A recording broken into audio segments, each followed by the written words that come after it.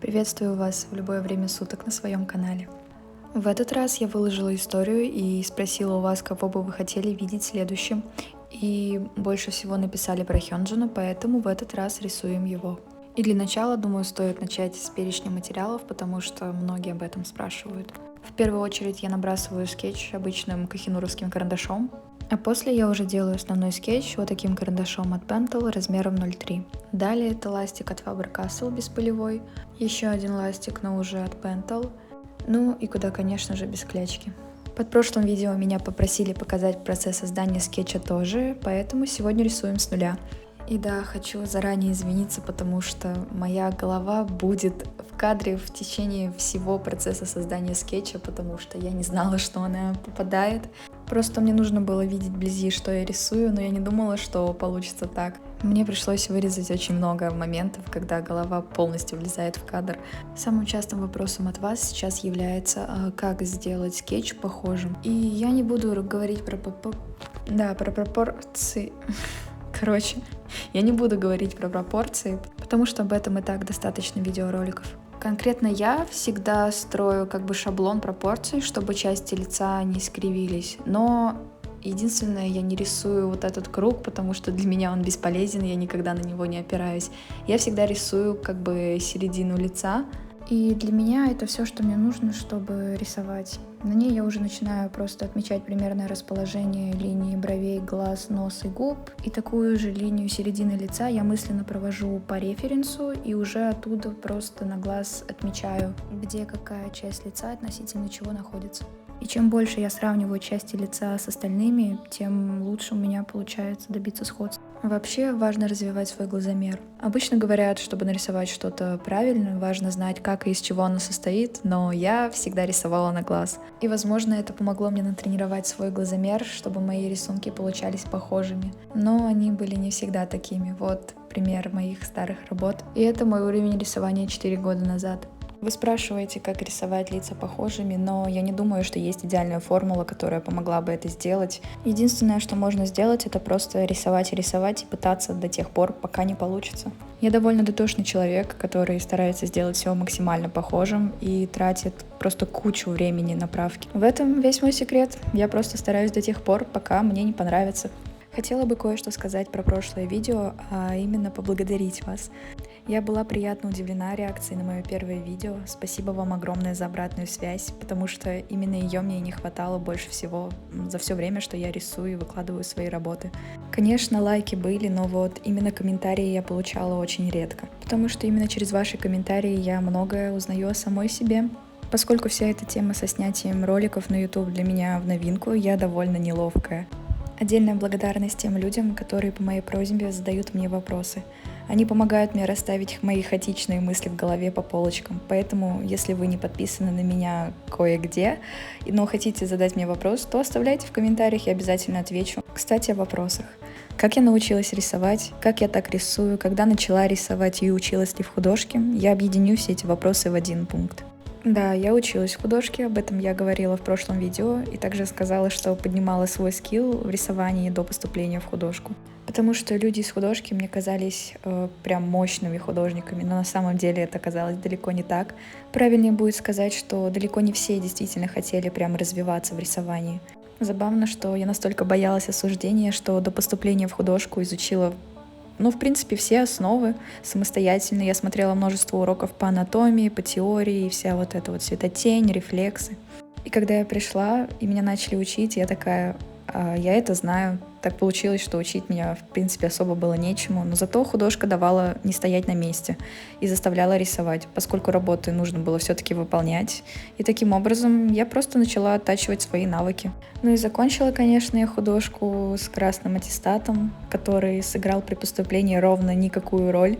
И получается, я самоучка, которая ходила в художку. Но больше я себя, конечно, отношу к самоучке все-таки. Так вот, как самоучка, которая ходила в художку, могу сказать, что можно ходить в художественную школу и ничего не уметь. Тот факт, что вы ходите в художку, не делает вас автоматически крутыми художниками. В любом деле преподаватель лишь направляет вас, все зависит от вас самих, насколько часто вы рисуете и тренируетесь, сколько уделяете этому время. Если вы не горите желанием много рисовать, то никакой преподаватель и никакая художка не сделает из вас хорошего художника. Поэтому, если вы ходили в художку несколько лет и говорите, что вас там ничему не научили, так возьмите все в свои руки, все зависит от вас. Если вы ничему не научились, это в целом не проблема преподавателя, потому что он лишь объясняет теорию, показывает, как надо, исправляет ваши ошибки. Но если вы ничего не делаете, то что может сделать с этим преподаватель? Прийти к вам домой и говорить «рисуй»? Нет, ну, конечно, бывают преподаватели, которые не выполняют свой учительский долг, но все равно все зависит от вас. Как я так рисую, сколько рисую, как научилась рисовать? Ответ простой. Я просто рисую и рисую постоянно, пока не отвалится рука, и это даже не шутка. Вы можете увидеть вот на моей руке розовую фигню. Это тейпы, которые поддерживают мой сустав, потому что моя рука в последнее время вообще чувствует себя не очень хорошо. Потому что за последнее время я слишком переусердствовала, теперь она болит. Раньше я буквально могла рисовать сутками, и ничего подобного не было. А сейчас, когда я рисую несколько часов непрерывно и забываю сделать отдых, рука начинает неприятно ныть. Самое печальное — это то, что я не могла сделать перерыв, когда она болела, потому что мне нужно было каждый день писать отчет по практике, делать что-то на компьютере, а также рисовать к практике рисунки. А самое тупое — это то, что когда я закончила писать отчет по практике в 2 часа ночи, я сразу же села рисовать для видео. И это было не самое умное решение. Поскольку я довольно сильно устала после практики, это сказалось на рисунке. Я забрасывала его несколько раз, и если я вообще в обычном состоянии могла нарисовать его часа за 2-3, может даже 4, если не повезет, то этот рисунок я рисовала, наверное, в течение суток, потому что я возвращалась и забрасывала и возвращалась. Впредь я все же буду делать отдых для руки и для себя, потому что мне не понравилось, как я рисовала в этот раз. Где учишься и как тебе учеба? Я учусь в Казани, и мне совершенно не нравится система обучения в нашем вузе. Наша программа слишком сокращенная и сжатая, из-за этого мы буквально проходим все галопом по Европам, ничего не успевает усваиваться просто. И в этом случае есть большинство преподавателей, которые действительно не преподают свой предмет нормально и интересно, поэтому все приходится опять разгребать самостоятельно. Ой, я только сейчас заметила, что есть вот эта линия белая. Это солнце, скорее всего, потому что я снимала, как я говорила, сразу после практики в 2 часа ночи, и скорее там уже наступило утро. В общем, есть, конечно, преподаватели, которые действительно чему-то учат, и учиться у них интересно. Я не хочу особо ругаться на универ, так что перейдем к следующему вопросу. Что именно нравится в процессе рисования? Планирую ли делать мерч, брелочки или стикеры там? На самом деле я очень хочу рисовать стикеры, но никак не доходят руки. Просто до сих пор я ищу свой стиль. Ведь, по сути, я просто рисую в реализме, в этом вроде ничего такого нет. Поэтому я много экспериментирую и ищу себя. На самом деле я хочу создавать свои приколюхи всякие, вот эти вот открыточки, стикеры, брелочки. И я хочу накопить на iPad, чтобы рисовать все на нем.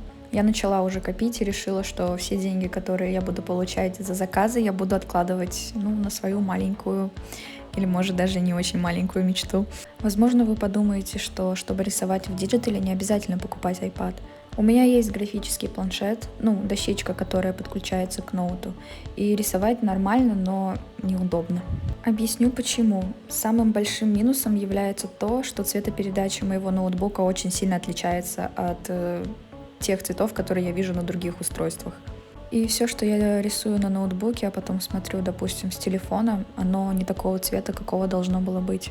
Яркие оттенки становятся тусклыми, а приглушенные слишком яркими. И это проблема, которая меня раздражает, поэтому я не рисую в диджитале, хотя очень хочу. Да и в целом рисовать на самом экране удобнее, чем на доске. И это не просто хотелка на пару дней, я думаю об этом уже достаточно долго и вот решила начать копить. Мне нравится диджитал, но я не особо хороша в этом, поэтому хочу развиться в этом направлении тоже. В целом я пытаюсь рисовать разными материалами и всякое разное, потому что мне в целом нравится все. Но традишка, конечно, всегда останется в моем сердечке. Что мне нравится в процессе рисования? Да в целом все, мне кажется. Нет, знаю, я люблю прорабатывать детали. Да, думаю, мне это нравится больше всего. По крайней мере, единственное, что мне пришло в голову сейчас. Куда переезжаешь? Да просто на лето домой. В прошлом видео я упомянула, что общага нашего универа имеет свои странные правила. Да и вообще сам вуз странный, если честно. Чем же я увлекаюсь помимо рисования? Я заметила, что я очень сильно поменялась в плане интересов, вкусов вкуса в одежде, наверное, примерно с начала 2 курса. Всю свою жизнь я особо ничего не жаждала, и у меня не было каких-то прям таких мечт или больших хотелок, но со временем я начала открывать в себе тягу и интересы ко многим вещам. Мне нравится много вещей, и это на самом деле так приятно ощущать. Я люблю волейбол, вязание, иногда пиликаю на синтезаторе соседки. Выучила кое-что, ну типа так для себя чисто, у меня нет музыкального образования. Мне просто нравится сесть и поучить что-нибудь, это так расслабляет после какого-нибудь дурацкого дня или когда нужно отвлечься. Вот, пианино просто самое то. В последнее время проснулся интерес к созданию одежды. Учитывая, что я учусь на дизайнера одежды, то как-то поздновато он проснулся, не правда ли? И прям начинают руки чесаться. Я хочу попробовать много чего сделать, но пока нет возможности и времени, но я обязательно воплощу все свои затеи. Если не сейчас, то позже точно. В общем, я занимаюсь много чем и понемногу, и мне нравится. Как стала фанаткой Stray Kids. Почему-то мне не нравится, как звучит слово «фанатка», ну да ладно. Если честно, я старалась обходить кей-поп 10-й стороной, и мне удавалось сделать это на протяжении многих лет. Просто все дело в том, что я что-то типа однолюба, наверное. Если мне что-то нравится, то нравится сильно и долго, и нравится в целом одно. А на другое я, скорее всего, даже не посмотрю. Поэтому, если мне нравится музыкальная группа, то любимая у меня только одна. Да, мне могут нравиться другие, но вот чисто самая любимая, она всегда только одна. Я не могу быть поклонником многих групп. Все дело в том, что с года 2017, наверное, я была поклонницей One Direction, но к моменту, когда я у них узнала, они уже распались, и это было как-то больно. Но, несмотря на это, я продолжила ими интересоваться, и из всех групп любимой всегда были они. Все эти годы я держала в себе эту некую грустинку, что любимая группа распалась и уже не соберется. И вот переживать такое подобное еще раз мне не хотелось, поэтому я как бы закрыла свое сердце и старалась не привязываться больше ни к чему. И, как видите, не получилось. И я даже этому рада. На 2 курсе меня заселили в другую общагу, и мои новые соседки всячески старались приобщить меня к кей-попу. Да, изначально я не придавала этому особого значения, и как бы все равно оставалась в стороне несколько месяцев. И в какой-то из дней мне нужно было нарисовать коллекцию, и мне захотелось сделать ее в стиле вот сценических нарядов для выступлений. И мне начали накидывать просто кучу клипов с разными группами, где есть классные костюмы, которые я все посмотрела. И мои чувства на тот момент, типа, ну да, выступление прикольное, да, танец тоже классный, ага, и костюмы. Так получилось, что сначала я обращала внимание именно на костюмы, потому что мне это было нужно, и меня это интересовало. Из всех групп зацепили больше всего они, именно их мощная динамика и классные костюмы. Потому что их стиль — это вот прям мой стиль. Это то, что лежит у меня в голове, то, что я всегда представляла, но нигде не видела и не могла даже воплотить сама, возможно. Вот и все. Изначально я зацепилась за костюмы, а потом и музыка с каждым прослушиванием цепляла все больше. Я люблю именно мотивирующую, энергичную музыку, и я нашла Stray Kids. Или они меня нашли. Со временем я узнала их историю, после чего полюбила еще больше. Я испытываю невероятное уважение по отношению к Банчану, просто я не могу. Он и ребята через столько прошли, и сейчас я не обесцениваю... Я не обесцениваю пути, по которым прошли и другие группы. Я уверена, у каждого своя интересная история и не менее важная. Просто я нашла свой комфорт именно в Stray Kids. И открыться чему-то спустя столько лет было для меня огромным подвигом. После знакомства с ними стало как будто легче выражать себя. Я не знаю, как это объяснить. Я пока сама особо еще не разобралась, потому что во мне многое меняется. И определенно меняется в лучшую сторону. Я чувствую себя гораздо лучше сейчас. Не то чтобы у меня там была депрессия или какая-то еще сложная ситуация, с которой мне помогли справиться скизы. Нет, я скорее просто держала все свои мысли при себе, все, что мне хотелось сделать, но я боялась, что другие могут подумать, что это странно, и я не делала. А теперь я делаю все эти вещи, и мне все еще страшно от реакции окружающих, но я все равно продолжаю это делать. А потом как-то приходит понимание, что странного в этом ничего нет, и как-то всем пофиг. В общем, я не знаю. Я просто как будто смогла начать выражать себя и свои мысли, чувства, как будто впервые расцвела. Но это, конечно, не произошло в один момент, когда я узнала их. Я шла к этому примерно как раз-таки с начала 2 курса, но вот после знакомства со Stray Kids это стало делать легче. Далее, какие любимые художники или YouTube-каналы? На самом деле я смотрела не так много художников, а скорее просто обучающие видеоролики, но они были совершенно от разных людей. Есть художники, которых я смотрела, но сейчас я даже, наверное, скорее не вспомню большинство из них. Но я точно помню, что раньше я очень много смотрела Юлию Барт. У нее всегда были видосы с обзорами каких-нибудь новых арт-материалов, и было так интересно видеть все эти новые диковинные штучки. Вот ее я смотрела действительно очень много. Сейчас у нее давно не было видео, но надеюсь, у нее все хорошо. Я просто буду ждать возвращения. К недавним часто просматриваемым художникам я могу отнести Хамри Барт. Надеюсь, я произнесла правильно. Она так классно рисует гуашью, я залипала на каждых ее видосах, при этом слушая английскую речь. Я погружалась в ее рисование и в английский одновременно. Ну и, конечно, как в голову не может прийти художница, которая сподвигла меня на покупку гуаши. Правда, я не помню ника, но она рисовала всегда такие классные кадры из аниме студии Гибли. Мне часто попадались ее видосы, и я просто смотрела один за другим и наслаждалась красками. Как я начала вести соцсети со своим творчеством и с какими трудностями столкнулась. По-моему, я начала вести аккаунт со своими рисунками почти сразу, как поняла, что хочу рисовать. Я тратила кучу времени на создание рисунков и выкладывала их тогда еще на свой основной аккаунт, типа обычный такой с моими фотографиями и прочим. И вела я его довольно активно и долгое время, но аудитория не прибавлялась стремительно, лишь изредка подписывались люди, но среди тех работ были и грандиозные, которые набирали по 150 лайков, тогда для меня это был такой успех. Где-то в 2018, наверное, я смотрела, не помню точно, кого я начала смотреть первым, но это вроде была Анастасис.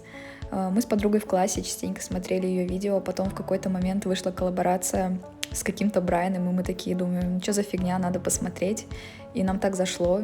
И вот какое-то время я смотрела Брайана и даже выкладывала его портреты в свой первый аккаунт. А после, в году 2020, я решила уйти из того аккаунта и создать новый по Брайану и Анастасис.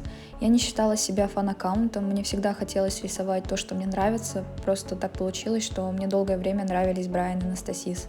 И когда я начала рисовать их, на удивление, среди этих двух фандомов я начала быстро подниматься. Мне так нравилось, что людям нравится, что я рисую. И так вот я доросла до 4000 на аккаунте. И это число в 4000 застряло на очень долго, на год или даже полтора, потому что фандом меня уже перестал интересовать. Мне захотелось чего-то другого. Подписчики, которые, скорее всего, были только ради Брайана, уже то либо уходили, либо никак не реагировали на мои новые поиски в рисовании. Потом наступила эра экзаменов, поступления. Весь первый курс я не особо вела кое-что. Там учеба высасывала все силы и редко удавалось рисовать, что хочется. И этот застой был почти на протяжении 2 лет, пока вот в декабре прошлого года я не решила, что хочу снимать видео. И после того, как я приняла это решение, я купила себе новый телефон, чтобы снимать короткие ролики. После этого я начала также активно рисовать гуашью и вести свою страницу. И помимо всего этого начала выкладывать ролики параллельно на YouTube, чтобы уже с того момента, когда я начала бы снимать полные видеоролики, у меня уже была какая-то аудитория. Я рисовала все подряд, аккаунт наконец-то ожил, начали приходить новые люди, но тоже не особо быстро и сильно. Потом уже началась сессия, экзамены и снова застой на 2 месяца. И во время застоя я узнала про Stray Kids, вдохновилась, собралась и начала рисовать их, потому что лучше буду рисовать их, чем не рисовать ничего. И я понимаю, что сейчас, возможно, повторяется та же история, что и с аккаунтом про Брайана, и что из-за моей серии рисунков о Stray Kids на меня подписалось огромное количество их поклонников. И также я понимаю, что если я начну выкладывать другие рисунки, это может им не понравиться, и они будут уходить. Уходить так же, как уходили фаны Брайана. Но я хочу сказать, что я рисую, что хочу и что мне нравится. Я не хочу ограничивать себя только рисунками Stray Kids. Есть еще много чего, что мне захочется порисовать, и я буду это рисовать и выкладывать. И это уже ваше решение, уйти или остаться. Никто никого ни к чему не принуждает. Что касается трудностей, я уже говорила в начале, это отсутствие комментариев. Без них сложно понять, нравятся ли вам мои рисунки или нет, что в них особенного, есть ли в них вообще что-то особенное. Но благодаря вашим комментариям я смотрю на свои рисунки вашими глазами и тоже начинаю верить, что они прикольные, потому что таким образом вы помогаете посмотреть мне на себя с другой стороны и увидеть много хорошего, чего я не вижу. Ваши слова вселяют в меня уверенность, они мотивируют и поднимают настроение. Еще неким открытием для меня стало то, что многие писали, что у меня приятный голос. Но это только на видео, потому что здесь я говорю спокойно, а в жизни я разговариваю довольно эмоционально, из-за чего голос скачет, и мне кажется, что он звучит неприятно. И, наверное, еще одной трудностью для меня является именно взаимодействие с аудиторией, потому что я не знаю, как интересно разговаривать, что вообще можно рассказать, потому что мне кажется, что ничего необычного не происходит в моей жизни.